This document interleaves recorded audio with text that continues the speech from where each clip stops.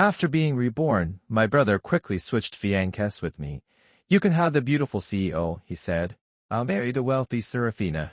In his previous life, my brother, Julian, married the beautiful CEO, Elara. But he hadn't anticipated her cold and career-focused nature. Unable to endure it, he went out chasing other women, which resulted in her locking him in the basement, where he eventually died from depression. Meanwhile, with the wealthy Serafina's power, I navigated a world of fame and fortune with ease, envied by everyone. Looking at Julian's arrogant and smug expression, a slow smile spread across my face. Compared to the greedy and brutal wealthy Serafina, I much preferred the possessive and devoted beautiful Elara.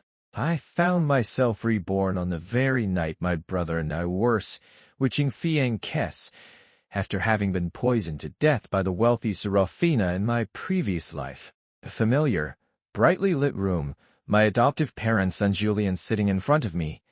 Before I could react, I heard my adoptive mother's anxious voice. "Julian, although the Elara family is considered prestigious in Washington, compared to the Serafina family, they're still far behind. Marriage is not a game. You need to choose carefully." My brother Julian, sitting across from me, still seemed dazed, raising his head in confusion. "Elara, Serafina." He scratched his head, as if suddenly realizing something. His gaze circled around, landing directly on me. "Mom, you've got it wrong," he said. "I meant to choose Serafina for my brother. Elara is so dull, and my brother does nothing but experiments all day. They're definitely a perfect match." In his previous life, Julian had fallen in love with Elara at first sight. No matter how much our adoptive parents tried to persuade him, he insisted on marrying her.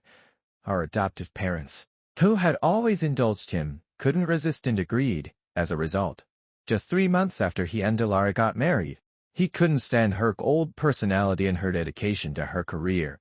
He even went out chasing other women, frequenting nightclubs every night. After Elara discovered this, she imprisoned him in the basement.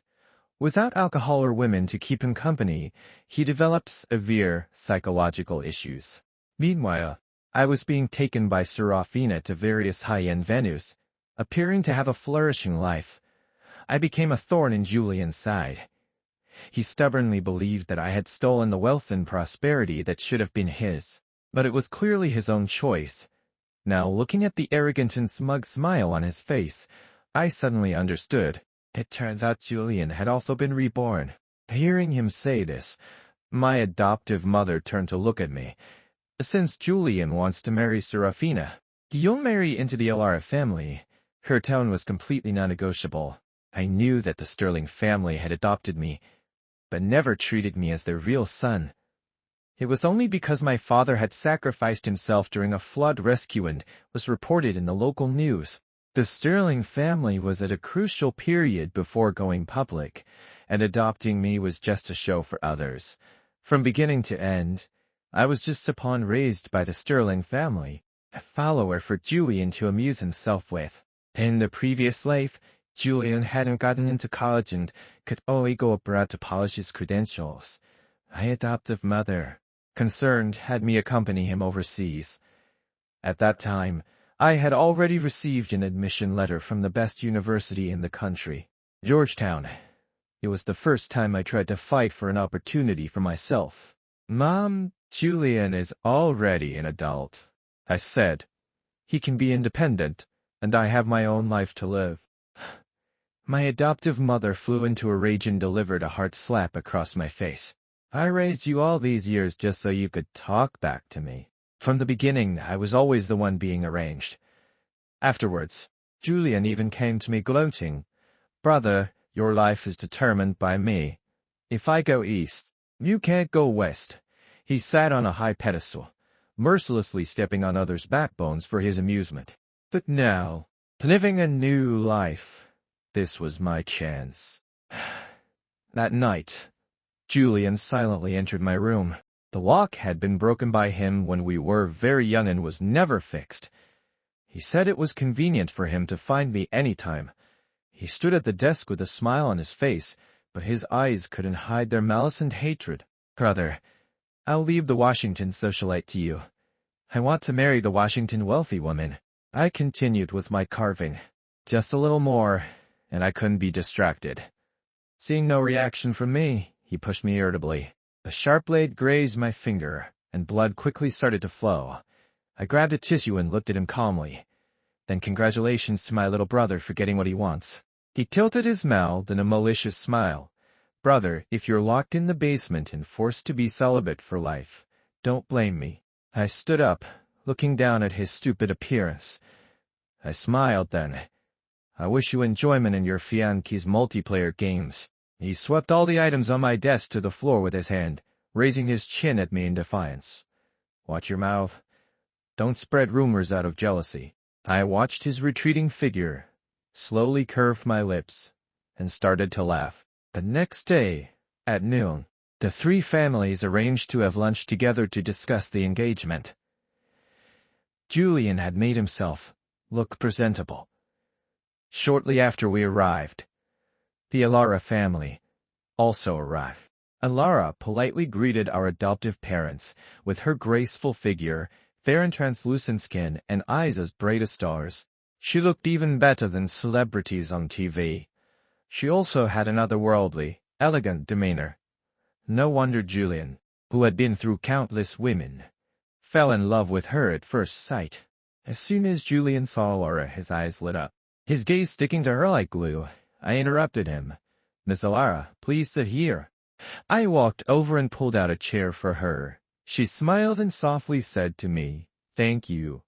My brother's expression turned cold, staring at me hard, as if he wanted to bore a hole through me. During the meal, he once again fawned over Alara with all sorts of concerns. I poured a cup of tea for Alara and handed it to her, but my eyes were on my little brother. Miss Alara will be your sister-in-law soon. You shouldn't be so disrespectful. Upon hearing the words sister-in-law, both my brother and Alara looked up at me. My brother's expression needs no explanation. He was gritting his teeth as if he wanted to eat me alive. However, looked at me, and a smile gradually appeared on her lips. There was a flash of astonishment in her eyes, as if she hadn't expected me to speak to Julian this way. After all the dishes were served, Serafina finally arrived in a hurry. Her face still showed signs of a hangover. She had probably been drinking herself into oblivion at some bar. She and Julian weren't really a perfect match. The way my brother looked at Serafina carried both flattery and disgust. In my previous life, I only learned it after marrying Serafina that the reason the powerful Serafina family chose to ally with our family was because Serafina had a chaotic private life, got pregnant, and urgently needed someone to take responsibility. Those with similar backgrounds definitely wouldn't consider her, and scholarly families would look down on her too. Only our family, nouveau rich with some assets in their eyes, were just money-oriented bumpkins. I suddenly became very curious what my brother's expression would be after he learned this. My high and mighty brother, in the previous life you didn't cherish a good relationship. This time, you can go to hell. After finalizing the details of the engagement ceremony preparations, my brother eagerly pulled Serafina away. By now, they were probably in some hotel. Even though he couldn't stand Serafina's arrogant demeanor, he still couldn't escape the temptation of physical desire. I took Alara to a popular rooftop CIF.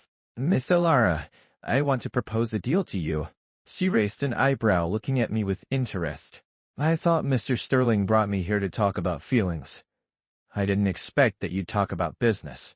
I couldn't help but laugh. She frowned slightly as she looked at me. Realizing my impropriety, I cleared my throat. I'm sorry. It's just that Miss Alara like this is a bed. What? He picked up the coffee on the table, lowered her head, and took a slow sip, revealing her red ear tips. Mr. Sterling, let's talk about the collaboration you mentioned. I remembered that in my previous life, there was a project where the other party was very interested in collaborating with the Alara family. The Alara family had made preparations for it, but in the end, it was snatched by the Serafina family. The Alara family suffered heavy losses, almost not making it through. They didn't know the reason I did. I've heard you have a project that's going well, but there's a high-level executive at the other company that you haven't been able to win over. Mr. Sterling is indeed well informed. I have a way for Miss Alara to successfully secure the project and kick that stumbling block out. What's the condition?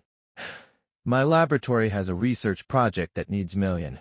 Alara's finger tapped on the table as she calmly gazed at me. Suddenly, she picked up the coffee on the table and gestured toward me, a faint smile curling at her lips. Mr. Sterling, it's a pleasure doing business with you.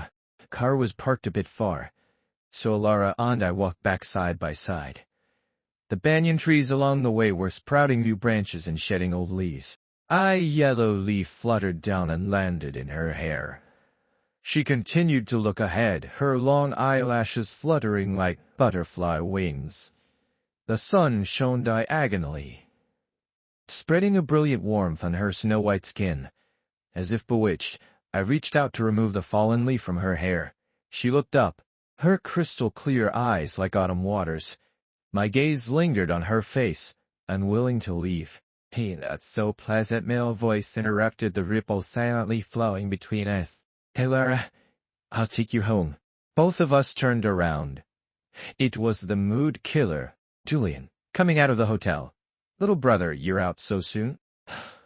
I'll send your sister-in-law back. No need for your concern. Saying this and ignoring Julian's ashen face, I lightly supported Alara's shoulder, only letting go when we reached the car. I'm sorry, Miss Alara. She stood on tiptoe, leaning close to my ear, her warm breath creating a tingling sensation. Mr.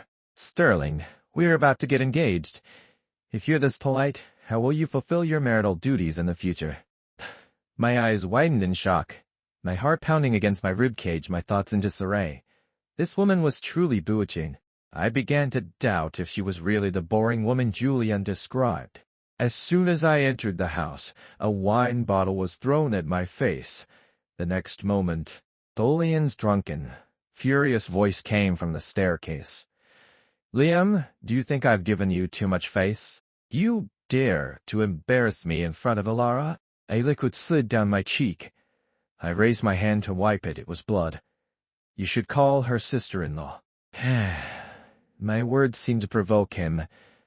He swung his fists, striking my body. Do you think because I call you brother, you're really my brother? Remember your place. You're just an orphan my family adopted.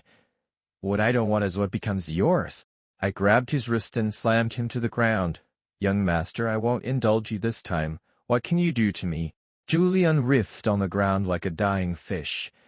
The reason he chose the Serafina family was that he was blinded by the superficial glory and wealth. But in his heart, he always regarded Alara as a possession, coveting her beauty, a typical case of wanting to have his cake and eat it too. In this life, not only am I Alara's fiancé, but even if I were just an irrelevant bystander, I wouldn't stand by and watch my brother behave so willfully.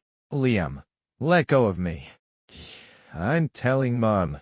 I laughed weakly. I increased the pressure on my grip, making Julian howl in pain. My adoptive mother, hearing the commotion, hurriedly came down from upstairs and slapped me hard on my back. What are you doing? Let go immediately. Julian got up from the ground pathetically and walked to my adoptive mother in pain. Mom, he nearly broke my wrist. My adoptive mother anxiously massaged his swollen wrist, then turned to glare at me. Liam, apologize to your brother right now. My adoptive father also came down at this time. What's all this noise about? My adoptive mother said. Look at this ungrateful wretch. He dared to hit Julian. Upon hearing this, my adoptive father became agitated and kicked me hard in the stomach without a word. The force was so great that I immediately stumbled back to steps. He grabbed my collar, saying he would beat me to death. My adoptive parents' indulgence of Julian had always been about blindly taking his side. regardless of right or wrong. In my previous life, even knowing how Serafina treated me, they only mocked me. If you were a real man, could those people have taken advantage of you? If you want to be clean, just die. Death will make everything clean. They even sold my research results during the time I was in a daze. When my brother was caught cheating, my adoptive parents immediately ran to the Alara family to beg for forgiveness. How much affection did they ever have for me? Living again, I've recognized many things. It wasn't me who deserved to die, but these beasts who viewed human life as insignificant. I looked at his shorter, plump figure, my expression indifferent. If I were you, I wouldn't choose to do something as stupid as assaulting my adopted son at such a critical time for marriage alliances and Fiancée. My adoptive father's eyes narrowed slightly, his gaze heavy as it fell into my eyes, as if trying to see through me. Faced with my calm, direct gaze, his raised fist slowly lowered. He spoke sternly to my adoptive mother and brother. The family is at a critical juncture right now. Don't cause trouble. Let's consider this matter settled. Polian looked at me with hatred. I hope you'll still be this arrogant when you're imprisoned in a dark basement. By then, I'll be living a life of luxury. And even if you cower to me, I won't show mercy. After he left haughtily, I casually leaned against the entrance cabinet, checking the wedding date on my phone. Less than a month to go. The young master, what will your ending be like? I saw Laura again 3 days later. I had just come out of the laboratory when I saw her, wearing a Chinese-style linguash dress, her hair casually pinned up, revealing her fair neck. She was standing in front of the wall of honor, looking up carefully at something. Following her gaze, I saw it was my photo. I don't like taking photos. This one was taken by some junior high school girl and hung on the confession wall. Miss Alara, why are you here? She turned around with eyes so dark that I couldn't discern her emotions. What? Do I need to report in advance to see my fiancé? She then raised her chin towards me. Did Julian do that? Realizing she was referring to the wound on my forehead, I nodded. I hit him back. She smiled without saying more. I took her to my office. While pouring tea for her, she took out a file folder from her bag and pushed it towards me. You were right. That senior executive's hobby is indeed despicable. My hand pouring tea paused briefly, and I put the teapot down without showing any reaction. No one understands better than a victim how despicable he is. This senior executive was one of the decision-makers for the project. The reason the Serafina family was able to snatch the Alara family's project in my previous life was because he had repeatedly shown interest in me. At a cocktail party, Serafina, noticing this, got me drunk and delivered me to his bed.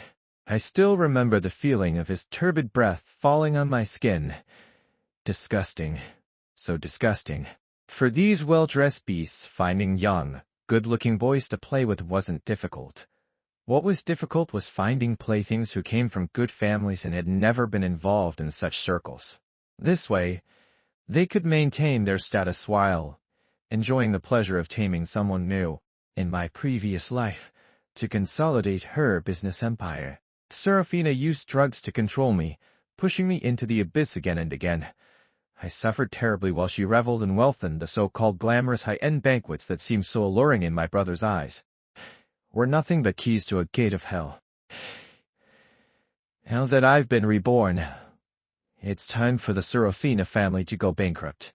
I calmly opened the file folder, looking at the photos of various perverted acts inside. Miss Alara, wait a bit longer. I'll hand the Serafina family to you as well. She looked up at me quietly, various emotions mixed in her eyes. Mr. Sterling, I feel like you've changed. I picked up the teacup and took a casual sip. If I told you I've died once before, would you believe me? The darkness in her eyes receded, and I could see sadness spreading there. I had a dream where I learned of your situation and rushed to save you, but ultimately I was too late. Fortunately, this time, we're together from the beginning. As if guided by some supernatural force, I reached out to touch her eyebrows. When the soft sensation transmitted through my fingers, I realized what I had done and hurriedly withdrew my hand. But I was a step too late. Alara paused, then took hold of my hand. She slowly moved closer to me along the edge of the table, trapping me in a small space. Fiancée, why are you running away? Her breath was just inches away from me. With a hoarse voice I asked, Miss Alara, what are you trying to do? Before I could finish, she silenced me with a sudden kiss. I widened my eyes in disbelief, staring at her.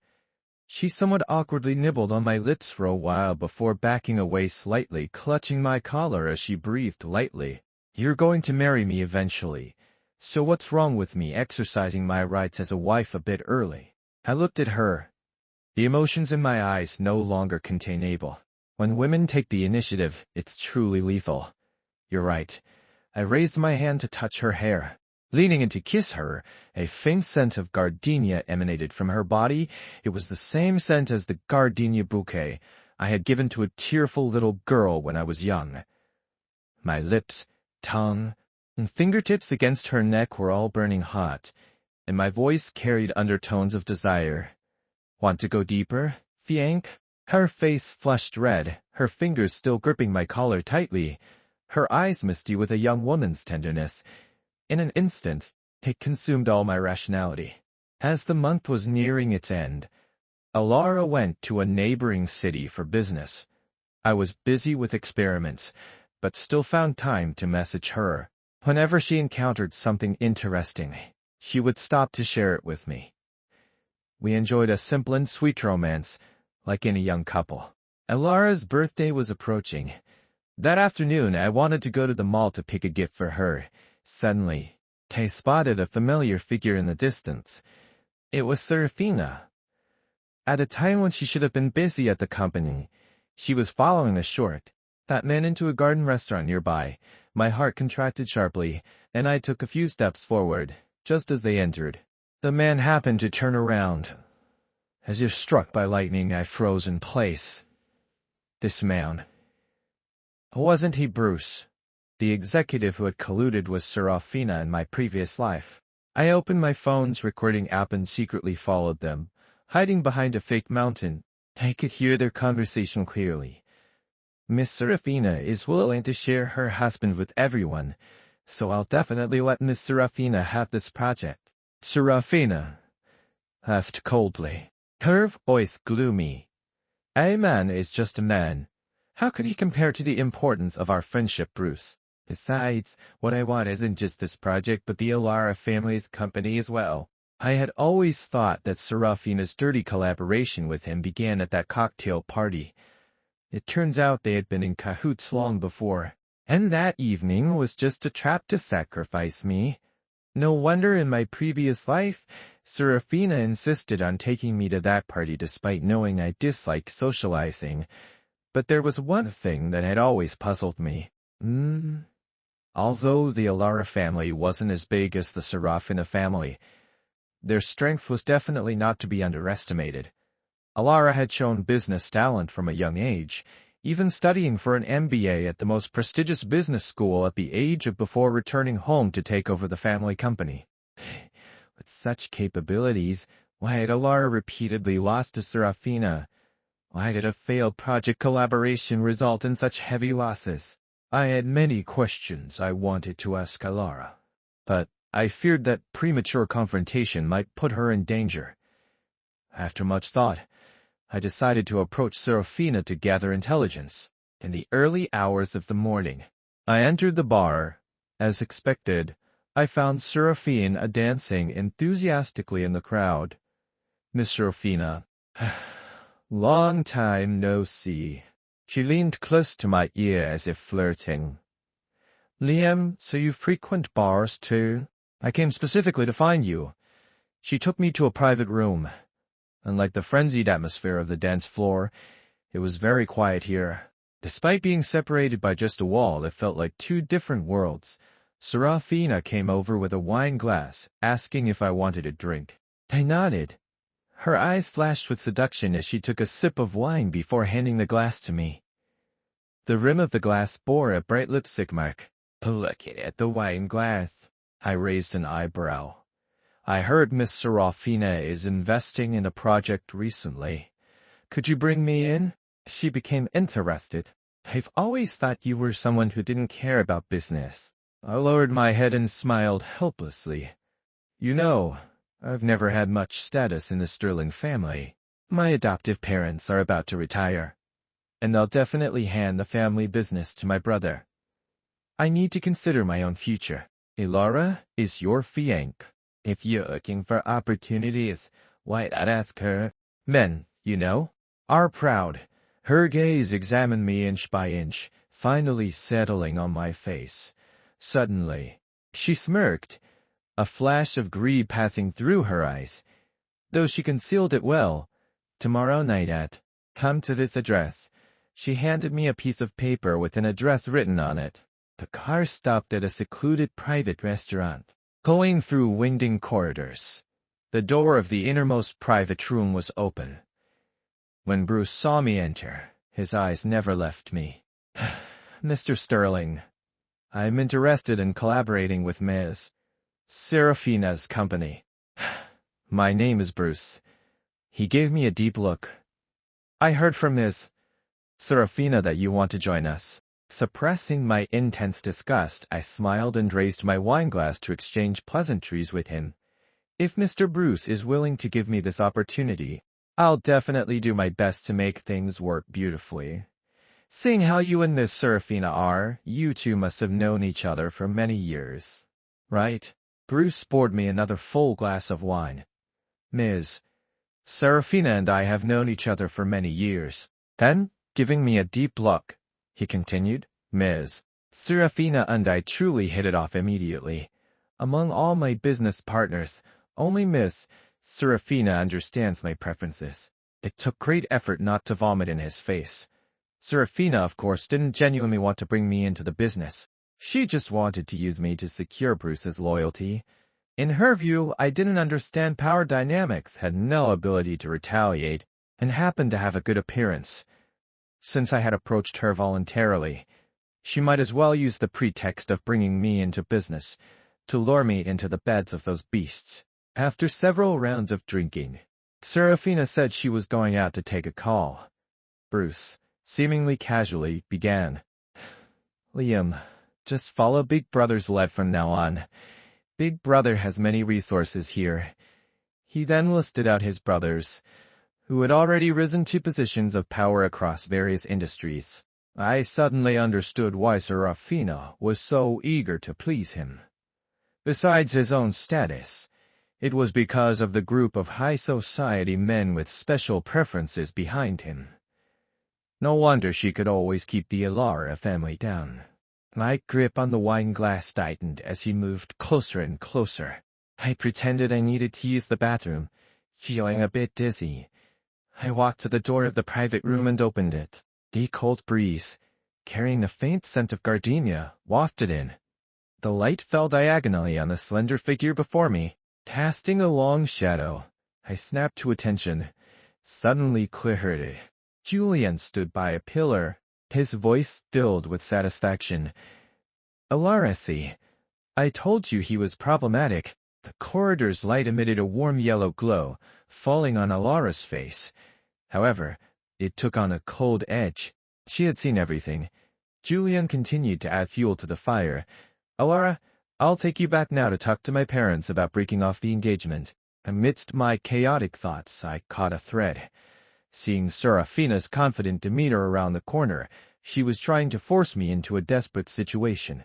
Alara walked over, lightly curling her lips in mockery, and raised her hand to slap me hard across the face. Liam, we're done. With these words, she turned and left. By the time I chased downstairs, I just saw Alara getting into a car. Julian left behind me, jumping clown. After that day, Elara didn't contact me for a long time. News of our discord quickly spread within the circle. At this time, my adoptive parents came to see me. Far from being angry that I had offended the Elara family, they instead wanted me to take over the company. Liam, Mom has been strict with you all these years to train you. You don't blame Mom, do you? How could I, Mom? I'm grateful to you. My adoptive father coughed twice beside me. We came today to discuss with you about taking over the company. I pretended to be concerned. But what about my brother? My adoptive father interrupted me immediately. Don't worry about him. You're the elder brother. Won't you take care of your brother? All right, it's settled. Come to the company next Wednesday to sign the contract. I raised my eyes and smiled. I'll work hard to make the company bigger and stronger. Before leaving, my adoptive parents specifically instructed me to keep this matter confidential. The car quickly disappeared from sight. I turned around, my smile instantly vanishing, my expression turning cold. At the family dinner that evening, Julian proudly announced, Serafina is pregnant. We're planning to have the wedding earlier because she's afraid her baby bump will show, and she won't look good in the wedding dress. Everyone in the family congratulated him. He suddenly changed the subject. Brother, haven't you made up with Alara yet? Everyone's saying your marriage may not happen. Is it true? Even if Alara and I don't work out, it won't be your turn to become the Alara family's son-in-law. Why are you concerned about this? He grabbed a bowl from the table and threw it at me. I dodged to the side. He walked over and placed his hand on my shoulder, whispering mockingly in my ear, Someone like you, born in the slums, is destined to have a cheap life. Even though you've become a young master sterling thanks to my family, you still have that poor smell about you. A woman like Alara is only suited for someone like Mu. Even at this point, he was still dreaming of having it all. He still hadn't realized what kind of life awaited him. Even though a lifetime had passed and everything had started anew, the half-year of marriage with Serafina still felt like a nightmare to me. Every day tied up, forcibly injected with excessive drugs, my brain was foggy. I barely had moments of clarity. That kind of near-death suffering, Julian. How long can you endure it? I noticed the not-so-obvious needle marks on his arm. I suddenly smiled. Maybe because the memories of the previous life were too cruel, my smile made Julian take a step back. Realizing that his reaction seemed too undignified, he cursed, trying to save face. The next Wednesday, my adoptive father sat across from me in his office. He put on a fake smile and handed me a pen. For some reason, my eyes welled up with heat. Dad, do you feel any guilt towards me? My adoptive father's smile froze instantly, his furrowed brow indicating his patience was running out. He still suppressed his temper and spoke kindly to me. What nonsense are you talking about, child? Sighing quickly. Seeing his reaction, I felt relieved. I mentally counted down. 3, 2... With a loud bang, the door was forcefully pushed open. The secretary stood there with an apologetic look. I'm sorry, Mr.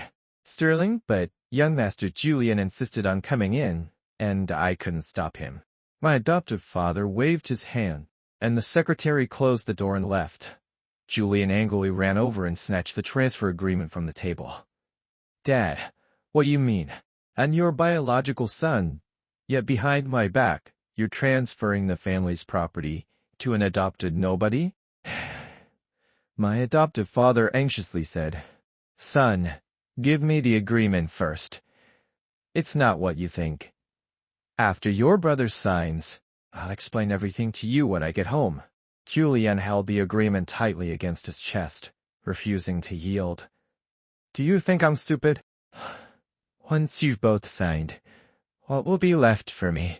Seeing my adoptive father's anxious expression, unable to explain clearly due to my presence, I very considerately withdrew, leaving enough space for father and son to have a good talk. As the elevator doors closed, I couldn't help but laugh. My adoptive parents' company had been in trouble for a long time, and they had planned from the beginning to push me out as a scapegoat. The money on the books had already been transferred overseas, leaving only an empty shell company burdened with debt. As soon as I signed that transfer agreement, all the debt would be mine. With Julian causing this scene, the plan fell through.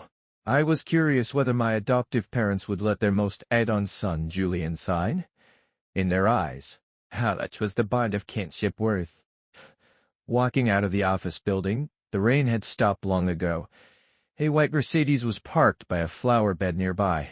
I walked over, opened the door, and got in the car. Alara, without turning her head, put the car in gear. The car stopped at her house. She took a bottle of fine, vintage red wine from the wine cabinet, and we sat on the terrace of the small garden. You should have told me your plan earlier. I touched my cheek, still feeling the sting. You caught on quickly. That slap you gave me made my cheek hurt so much. She immediately burst out laughing. Serves you right. How's the investigation I asked you to do? She took a sip of wine, her eyes cold. Just as you guessed, Serafina and Bruce met at an auction 5 years ago. Since then, Serafina has been procuring candidates for Bruce's pleasure, including underage boys. Most were tricked into it. Some made a fuss, but all were silenced. I understand those struggles, those feelings of helplessness and despair in the dark. Alara, justice may sometimes be tripped up by many things, but it will never kneel before injustice. Only by shattering the shell they've woven with power can those weak flames gather together to become a prairie fire. With the courage from the alcohol, I finally asked the question that had been puzzling me. Alara, have you never doubted me? A breeze tousled her fine hair at the forehead. She raised her hand to brush her hair back, revealing a clean, full forehead. With drunkenness on her face, her eyes remained clear. Liam, I knew you many years before you knew me. How could I not trust you? The night deepened, and she leaned against my shoulder, gradually falling asleep like a small cat. Her shallow breathing blew the fine hair behind my ear. In my life of fighting alone, she has given me unwavering companionship. I gently placed her on the bed, tucked her in, and prepared to leave. She kicked off the blanket. I tucked her in again, but after a while, she kicked it off again. I smiled and couldn't help but place a kiss on her forehead. And so, I kept watch by her bed all night. Just before dawn, I hurriedly left. I didn't want to cause her embarrassment when she woke up. Julian and Serafina's wedding was held a month later. The day before the wedding, they got their marriage license. That night, Julian came out of my adoptive father's study and swaggered into my room to show off. I've already signed the transfer agreement. You won't get a penny. I had specifically waited until after Julian had gotten his marriage license to have him sign, so that the debt he inherited would become marital joint debt. This was the extent of their love for their most cherished biological son. Julian was still observing my expression, but I remained calm. Congratulations. Perhaps because I didn't show the sadness and anger he had imagined, he became agitated. He grabbed the book from my hand and tore it to pieces. You must be in so much pain inside right now. Alara doesn't want you, and you won't get a cent from this family. You are a good-for-nothing loser. I'm just waiting for you to come crying to me. I suddenly grabbed his throat and pinned him against the wall. Is that so? Then enjoy your wedding gift tomorrow. On the wedding day, the host was introducing their love story. Next, let's enjoy a VCR presentation. Instead of showing their filmed love story, the screen displayed a series of recordings and videos. When Julian saw himself tied to a bed on the screen, being used for entertainment, he rushed to Serafina and kicked her off the stage. Serafina rolled to the floor, clutching her stomach and screaming. The incident of Serafina's sexual transactions immediately topped the trending searches. All at once, many people she had forced came forward to formally report her. She and the people behind Bruce were all caught in one sweep. My adoptive parents hadn't finished watching the spectacle before being taken away by the police. Julian gradually understood the price of the transfer agreement he had signed. He sat on the ground in despair.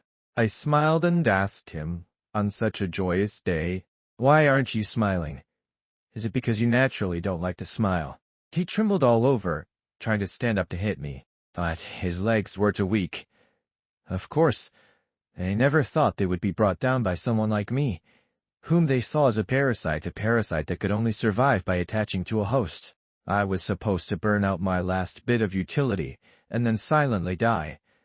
Precisely because I was always overlooked, I could strike fatally when they let their guard down.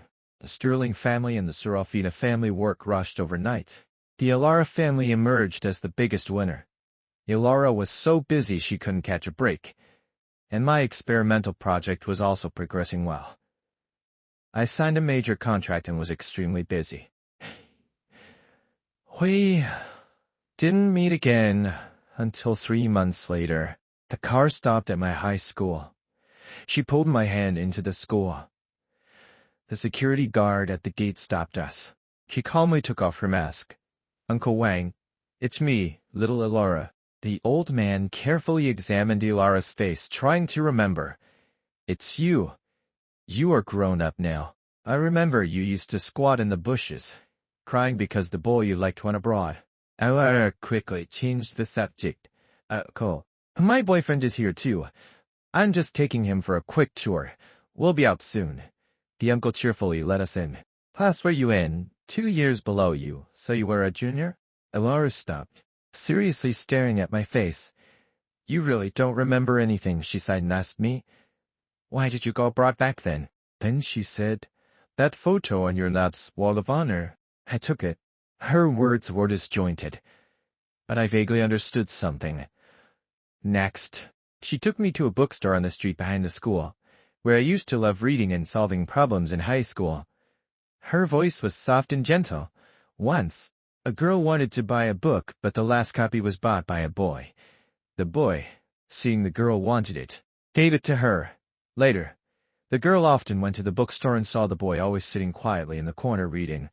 The girl would sit at the table next to him, and day after day. After the boy went abroad, the girl sat in his usual spot, thinking of him. It's a very glitch story. A warmth flowed through my body. I held her tightly in my arms. "Ilara, I'm sorry for being so slow. It's been so many years. From now on, let me be the one to watch over you."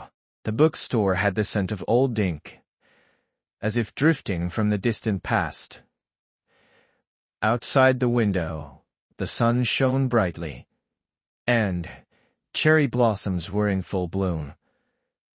It was spring, the season of renewal for all things.